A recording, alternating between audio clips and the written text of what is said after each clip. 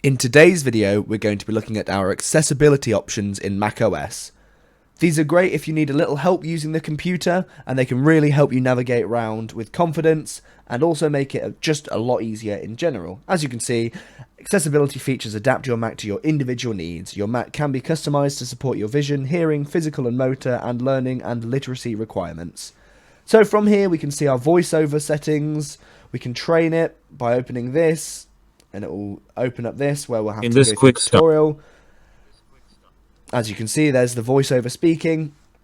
We can also change our zoom options and our shortcuts to get them up, our display options to make text bigger if we need it, spoken content to make sure the speaking rate changes, and we can also change the voice. So as you can see, it's set to default Daniel by normal. Hello, my name is Daniel. I am a British English.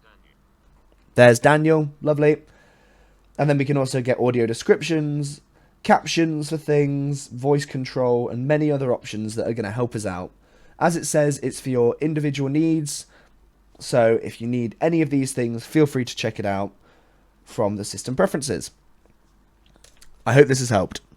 Visit kazzicom.com for more information on IT support, cloud solutions, Office 365, and many more services.